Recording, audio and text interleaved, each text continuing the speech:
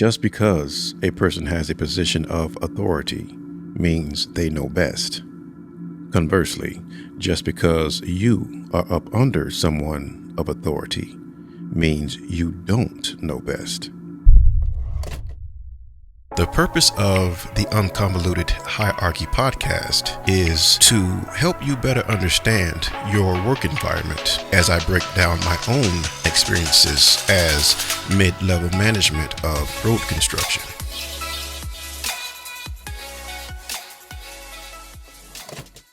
Greetings, navigators, and welcome back to the Un-Convoluted Hierarchy Podcast, the Can You Relate series.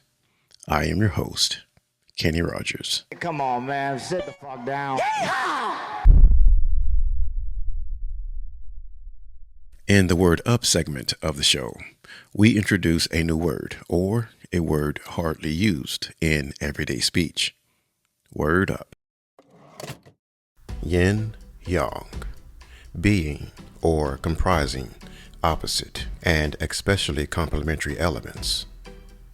In ancient Chinese philosophy, yin and yang means dark, light, negative, positive.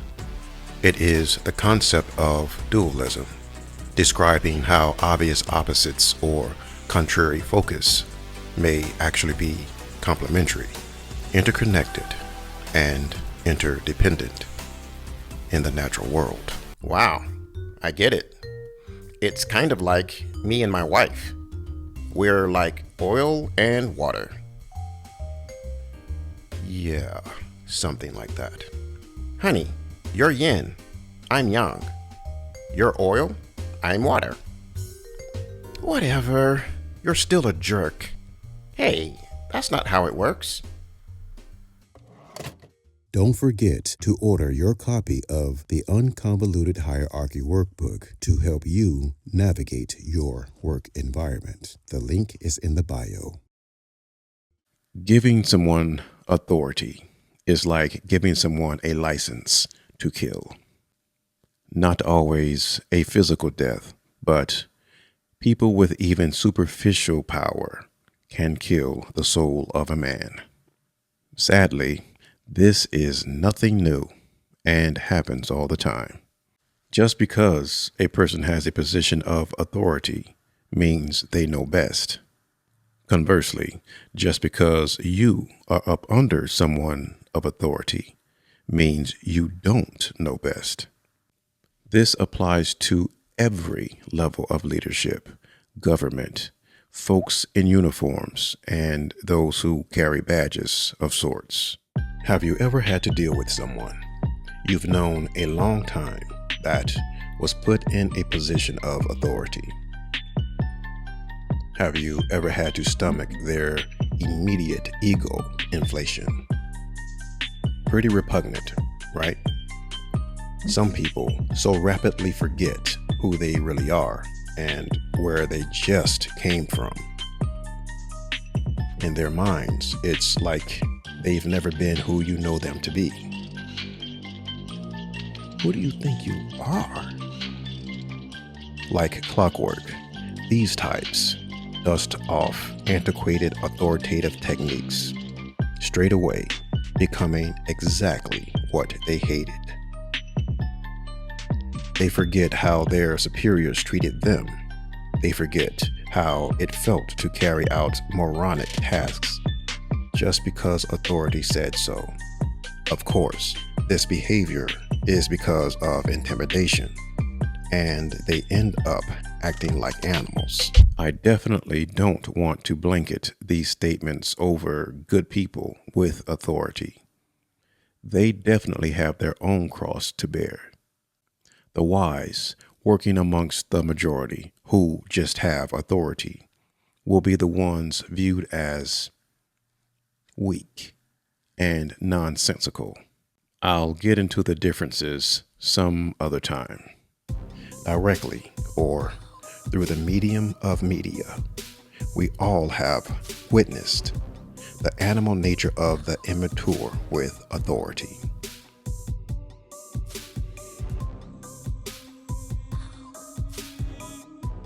In work environments, I've seen people who held a position of power for many years to the yearling who can't hold their own weight act like beasts.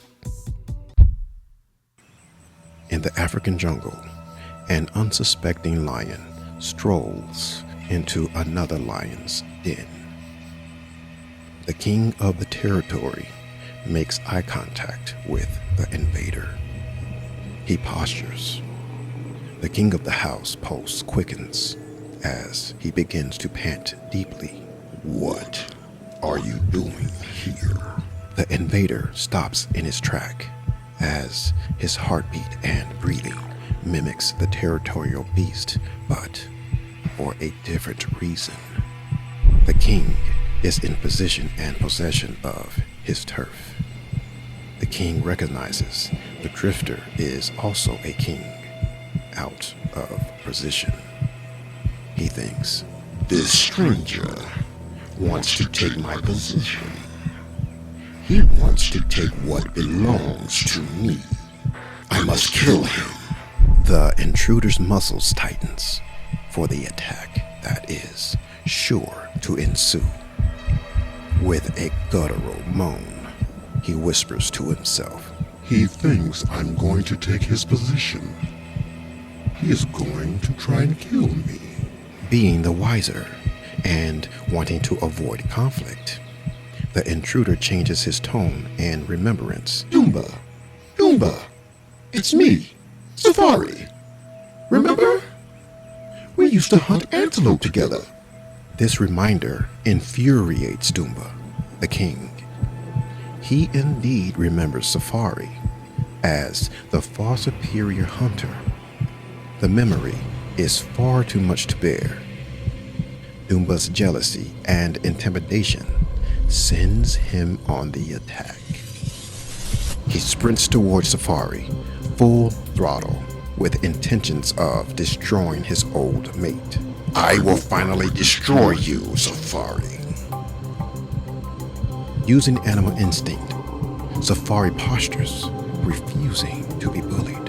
Oh, you must have forgot where you come from, homie.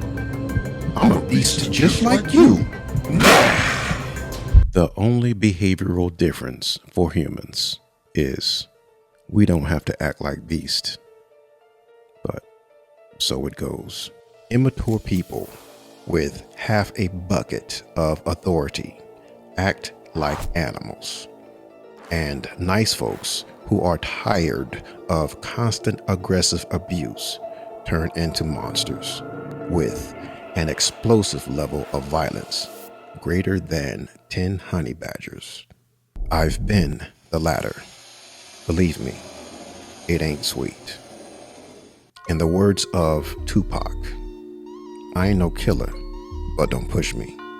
So, what do you do when faced with an intimidated person with authority?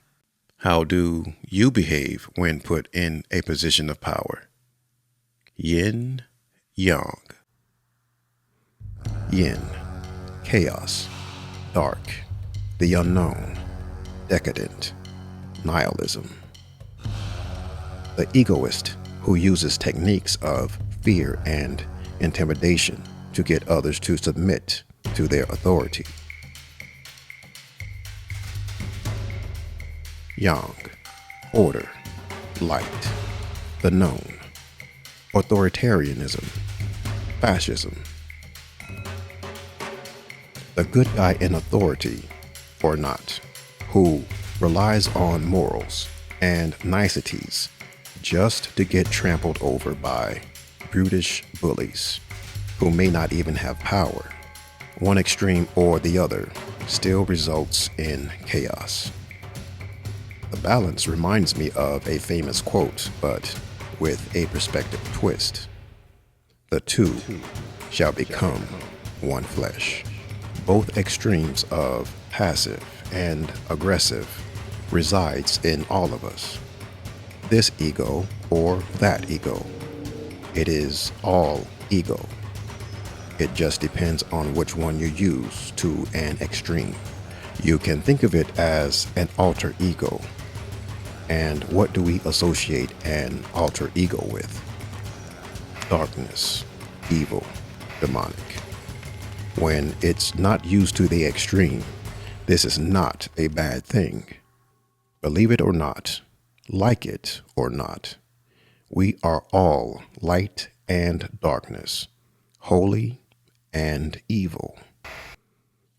Outside of being a Machiavellian, a mean person who just told a lie about someone to save their own hide, sometimes feel, I shouldn't have done that.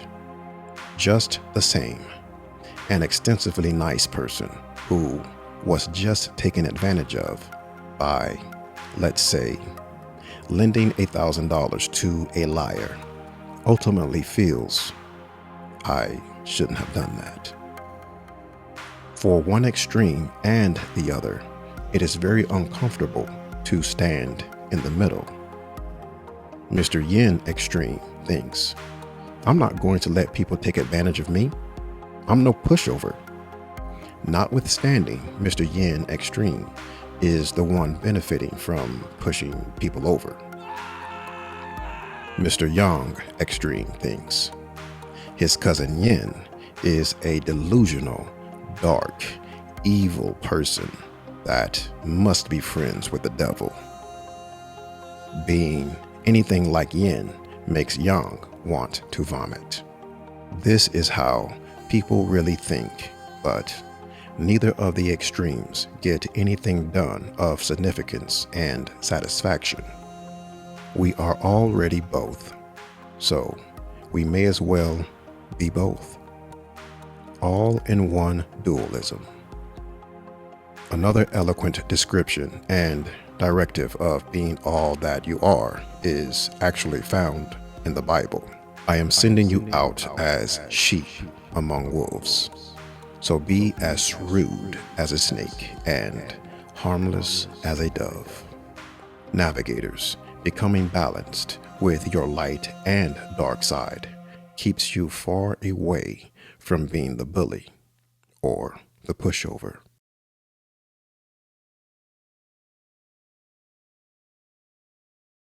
I'm out of time, but here is a clip of what to expect in the next episode of the Un-Convoluted Hierarchy Podcast.